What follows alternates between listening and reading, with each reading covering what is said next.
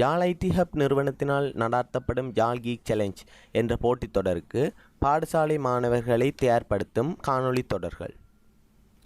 நாங்கள் இந்த வீடியோவில் பார்க்க போகிறது என்னென்னா, வேர்ட்பிரஸ்ஸை உபயோகித்து எப்படி ஒரு இணையதளம் அல்லது ஒரு இணைய செயலியை உருவாக்கலாமெண்டு. வேர்ட்பிரஸ் இது இணையத்தில் நீங்கள் அதிகமாக புழங்கப்படுற ஒரு வேர்டாக இருக்குது. வேர்ட்பிரஸ் என்றால் என்ன? வேர்ட்பிரஸ் என்றது ஒரு ஓப்பன் சோர்ஸ் சாஃப்ட்வேர், ஒரு சிஎம்எஸ் கண்டென்ட் மேனேஜ்மெண்ட் சிஸ்டம். இந்த வேர்ட்பிரஸை பயன்படுத்தி கொண்டு எங்களால் இலகுவில் ஒரு இணையதளத்தை உருவாக்க முடியும். இப்போ பார்த்திங்கன்னா, நாங்கள் ஹார்ட்கோராக எங்களை ஸ்டார்ட்லேருந்து நாங்கள் கோட் எழுதி ஒரு வெப்சைட்டை செய்கிறத விட வேர்ட்பிரஸை உபயோகித்து செய்தோம்னா குயிக்காக ஒரு குறைந்த நேரத்தில் அதே நேரம் அழகாக செய்து முடிக்கலாம். இந்த வேர்ட்பிரஸ் இப்போ இணையத்தில் 29% இணையதளங்கள் இந்த வேர்ட்பிரஸை உபயோகித்து தான் இயங்கி கொண்டிருக்கு. இந்த வேர்ட்பிரஸ் நாங்கள் இந்த காணொலியில் பார்க்க போகிறது என்னென்னா, எப்படி எங்களோட கம்ப்யூட்டரில் இந்த வேர்ட்பிரஸை இன்ஸ்டால் செய்து எங்களால் ஒர்க் பண்ணக்கூடிய மாதிரி எங்களோட பிசியில் இதை இன்ஸ்டால் பண்ணுறதுன்றதை தான் பார்க்க போகிறோம்.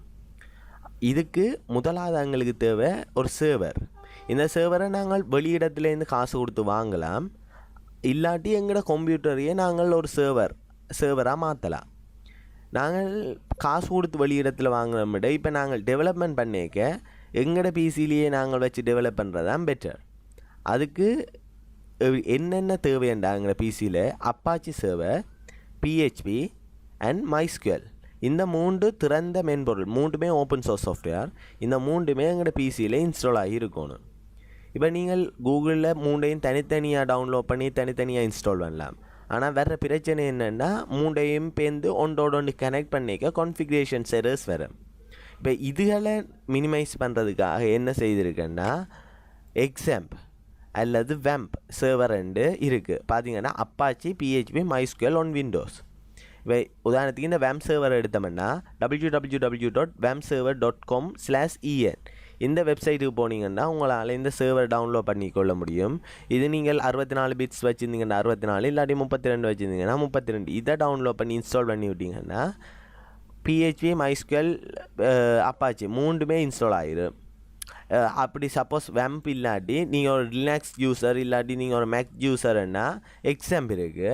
எக்ஸாம் விண்டோஸுக்கும் இருக்குது, லினக்ஸுக்கும் இருக்குது, மேக்குக்கும் இருக்குது. ஸோ உங்களுக்கு எந்த வேர்ஷன் வேணுமோ அந்த வேர்ஷனை டவுன்லோட் பண்ணி உங்களோட கம்ப்யூட்டரில் இன்ஸ்டால் பண்ணி கொள்ளலாம்.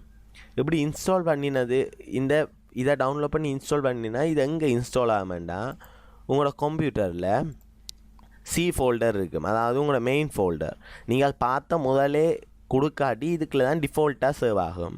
இந்த சி ஃபோல்டருக்குள்ள பார்த்தீங்கன்னா இப்போ நான் எக்ஸாம்ப் இன்ஸ்டால் பண்ணியிருக்கேன். அப்போ எக்ஸாம்ப் என்ற ஒரு ஃபோல்டர் க்ரியேட் ஆகிருக்கும். இதே நீங்கள் வெம் சர்வர் க்ரியேட் பண்ணியிருந்தீங்கன்னா வெம்ப் என்ற ஒரு ஃபோல்டர் க்ரியேட் ஆகிருக்கும். இந்த வெம்ப் எக்ஸாம்ப் இப்போ பார்த்தீங்கன்னா இதில் எக்ஸாம் கண்ட்ரோலர் ஒன்று இருக்கும். இதை நீங்கள் ஓப்பன் பண்ணினீங்கன்னா இப்படி ஒன்று ஓப்பன் ஆகும். இப்படி ஒரு விண்டோ ஒன்று ஓப்பன் ஆகும். இதில் எங்களுக்கு தேவையான சர்வீசஸ், உதாரணத்துக்கு அப்பாச்சி தேவை, மைஸ்குவல் தேவை, இது 2ஐயும் ஸ்டார்ட் பண்ணிவிட்டு எங்களோட ப்ரௌசருக்கு போய் லோக்கல் ஹோஸ்ட் அடிச்சிங்கன்னா இப்படி ஒரு டிஃபால்ட் பேஜ் வரும். இந்த பேஜுக்கு அர்த்தம் என்னென்னா எங்களோட சக்ஸஸ்ஃபுல்லாக இன்ஸ்டால் ஆகிட்டு சர்வர். ஸோ நாங்கள் இனி இந்த சர்வரில் வச்சுக்கொண்டு எங்களோட ஒர்க்ஸை ஸ்டார்ட் பண்ணலாம். இப்போ நாங்கள் சர்வர் இன்ஸ்டால் பண்ணி அடுத்த கட்டமாக என்ன செய்யணும்னா வேர்ட்பிரஸை டவுன்லோட் பண்ணி இதோட இன்ஸ்டால் பண்ணணும்.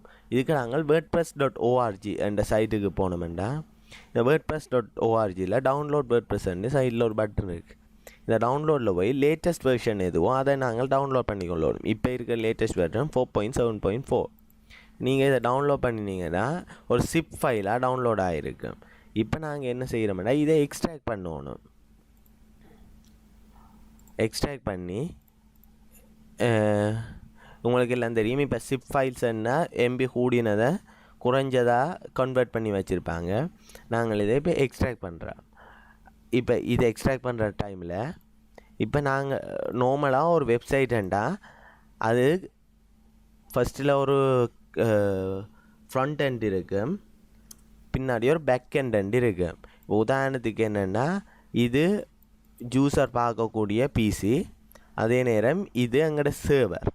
இப்போ இந்த சர்வரில் தான் நாங்கள் ஒரு வெப்சைட்டில் என்னென்ன டேட்டாஸ் வரணுமெண்டு சர்வ் ஆகியிருக்கு.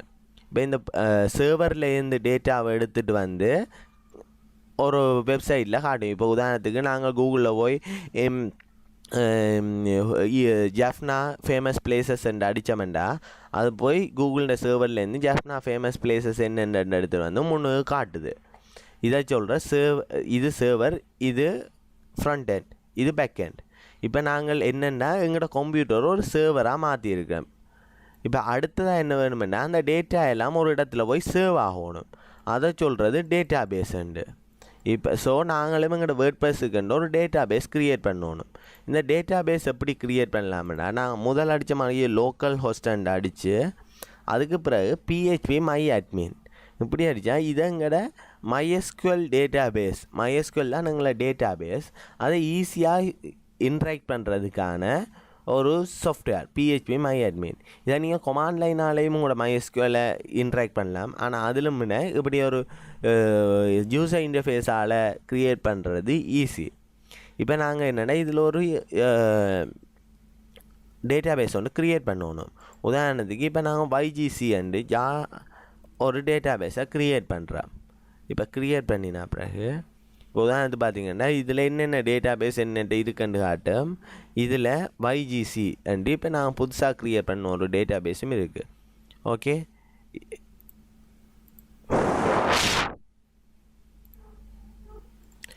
இப்போ நாங்கள் இதில் க்ரியேட் பண்ணிட்டோம். இப்போ எங்கள்கிட்ட எக்ஸ்ட்ராக்ட் பண்ணி முடிஞ்சு இதில் பார்த்தீங்கன்னா வேர்ட்ப்ரெஸ் என்ற பேர்லேயே எக்ஸ்ட்ராக்ட் ஆகிருக்கு. உள்ளே பார்த்தீங்கன்னா எங்களுக்கு தேவையான வேர்ட்ப்ரெஸ்ஸுக்கு தேவையான ஃபைல்ஸ் எல்லாம் சேவ் ஆகிருக்கு. இப்போ நாங்கள் என்ன செய்வோம், இந்த வேர்ட்ப்ரெஸ் எங்களுக்கு என்ன நேம் வேணுமோ உதாரணத்துக்கு நாங்கள் இப்போ YGC என்று போடுவோம்.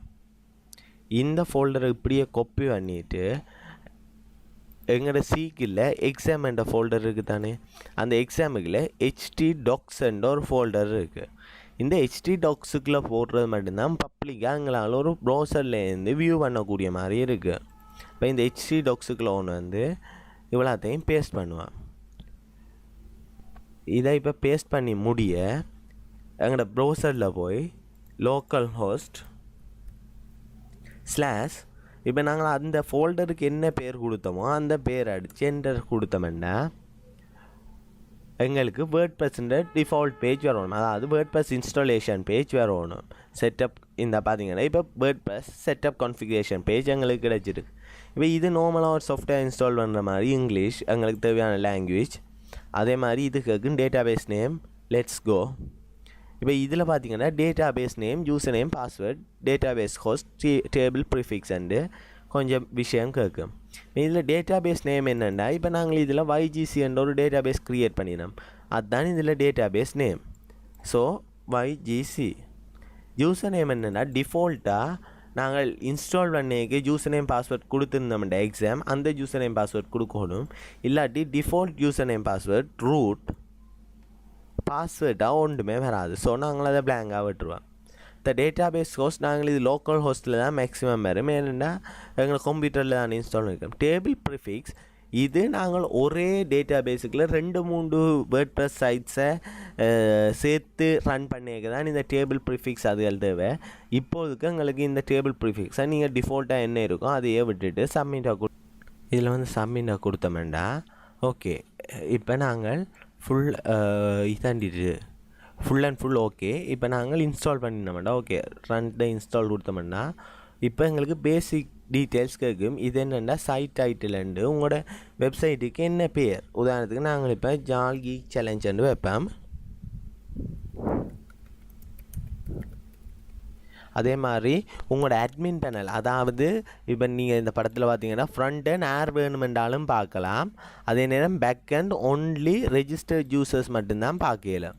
ஸோ இவைகளுக்கு ஒரு யூசர் நேம் பாஸ்வேர்ட் இருந்தால் மட்டும்தான் இதுக்குள்ளே போயிடும். அப்போ இந்த ரெஜிஸ்டர்ட் யூசர், அதாவது உங்களுக்கு அட்மின்ஸுக்கான என்ன யூசர் நேம் என்ன பாஸ்வேர்ட் வேணும். இப்போ உதாரணத்துக்கு நான் அட்மின் YGC @admin அண்டு கொடுக்குறேன். ஓகே, இப்போ ரெண்டையும் கொடுத்துட்டு இதில் வீக் பாஸ்வேர்ட் 2 காட்டும். ஸோ நீங்கள் எப்பயும் பாஸ்வேர்ட்ஸ் கொடுக்க நல்ல இதில் ஸ்ட்ராங் அண்டு வரக்கூடிய மாதிரி கொடுக்கணும். ஆனால் இப்பொழுதுக்கு நான் கன்ஃபார்ம் இமெயில், அதே மாதிரி உங்களோட இமெயில் கேட்கும். நான் இப்போ ஒரு இமெயில் கொடுக்குறேன். அதே மாதிரி இது என்னென்னா இப்போ நீங்கள் டெவலப்மெண்ட் ஸ்பேஸில் இருந்தீங்கன்னா உங்களை கூகுள் அதுகளெல்லாம் உங்களோட சைட்ஸ் எடுக்கக்கூட பேசிக்கலி இப்போ நாங்கள் லோக்கல் ஹோஸ்ட்டில் இதுன்றபடியாக நார்மலாகவே எடுக்க. ஆனால் நீங்கள் ஆன்லைனில் வச்சு இதை க்ரியேட் பண்ணினீங்கன்னா டெஸ்ட்டு ரிலீஸ் பண்ண மட்டும் இதை இந்த டிக்கை கொடுத்து வச்சுருக்கேன். இப்போ இன்ஸ்டால் வேர்ட் ப்ரெஸ்ன்னு கொடுத்தோம்னா ஒரு 1 to 1 minutes தான் இது எடுக்கும். எடுத்துட்டு